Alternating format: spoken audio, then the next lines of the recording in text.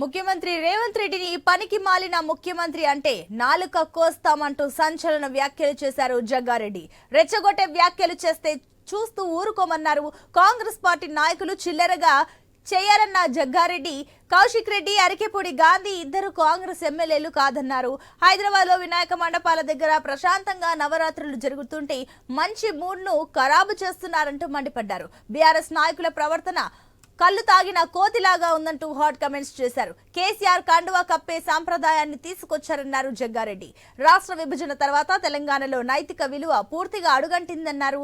ఇక కేసీఆర్ ఆ ఎథిక్స్ ను చంపేశారన్నారు. బీజేపీ డైరెక్షన్ లో కేసీఆర్ కాంగ్రెస్ రాజకీయాలకు వెన్నుపోటు పొడుస్తున్నారన్నారు. ఇక ఫిరాయింపులపై మాట్లాడే నైతిక హక్కు కేసీఆర్ కు లేదన్నారు. నాడు కేసీఆర్ కండువా కప్పితే తప్పు కానప్పుడు ఇప్పుడు రేవంత్ రెడ్డి కండువాలు కప్పితే తప్పేంటని ప్రశ్నించారు.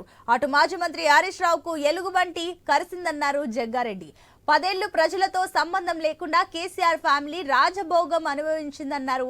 ఇక గతంలో బీఆర్ఎస్ అవలంబించిన విధానాలే తాము పాటిస్తున్నామని జగ్గారెడ్డి, కాంగ్రెస్ పార్టీ అంతకంతకు ప్రతీకారం తీర్చుకుంటుందని హెచ్చరించారు. మా ముఖ్యమంత్రి ఎవరన్నా కాంగ్రెస్ పార్టీ ముఖ్యమంత్రి పనికిమాలున్నా నాలుగే కోసేస్తాం మళ్ళీ వస్తానంటే.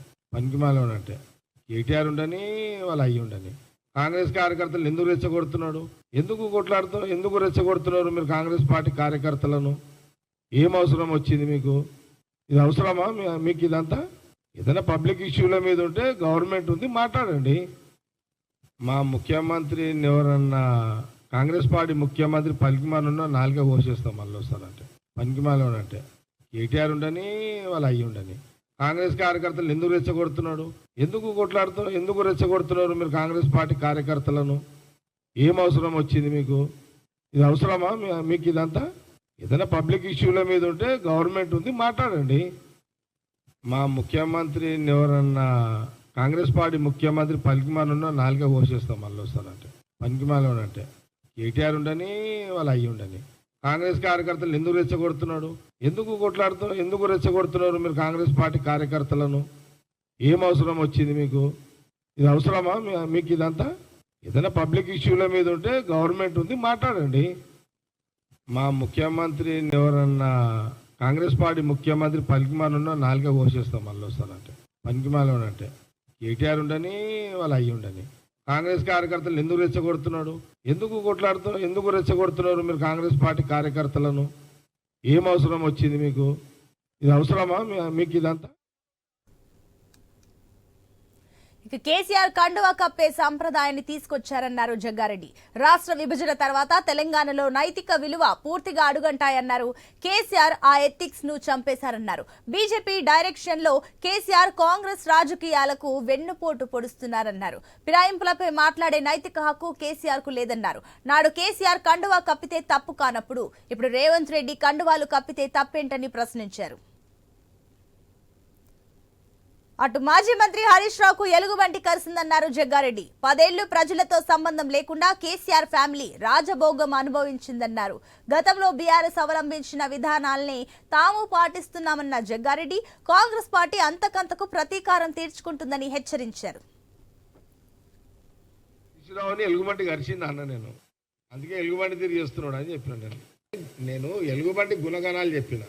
ఎలుగుబంటికి ఏముంటుందంటే దాని గుణం ఏంటంటే దాని కోపం వచ్చినా, అది డిస్టర్బ్ అని దాని కోపం వచ్చినా, దానికి ఏదన్నా కొంత ఒకటి కాదు ఎన్నైనా కాదు, ఇక అది పిచ్చి పిచ్చిగా చేస్తుంది. దాని తత్వం అనమాట. అట్లా నాకు నిన్న టీవీలలో చూస్తుంటే అట్లా అనిపించింది.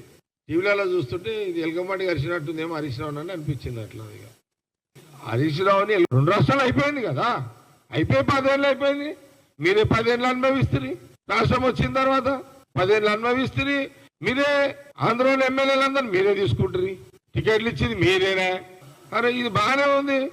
జగన్ దగ్గర పోతారు, చేపల పులుసు, రొయ్యల పులుసు, రోజా ఆమె రొయ్యల పులుసు, ఏదో పులుసు బాయి. అరే ఏంద్రా నాయన మీదంతా? ఈ పంచాయతీ ఏంది మీది? పవర్ పోయేసరికి ఏం అర్థమవుతలేదా? పొలిటికల్ పవర్ పోయేసరికి ఇలా నిద్ర పడతలేదు. 2 రాష్ట్రాలు అయిపోయింది కదా, అయిపోయి 10 ఏళ్ళు అయిపోయింది. మీరే 10 ఏళ్ళు అనుభవిస్తుంది. రాష్ట్రం వచ్చిన తర్వాత 10 ఏళ్ళు అనుభవిస్తుంది.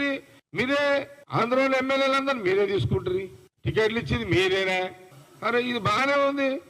జగన్ దగ్గర పోతారు, చేపల పులుసు, రొయ్యల పులుసు, రోజా ఆమె రొయ్యల పులుసు, ఏదో పులుసు భయ్. అరే ఏంద్రా నాయన మీదంతా, ఈ పంచాయతీ ఏంది మీది? పవర్ పోయేసరికి ఏం అర్థమైతలేదా? పొలిటికల్ పవర్ పోయేసరికి ఇలా నిద్ర పడతా.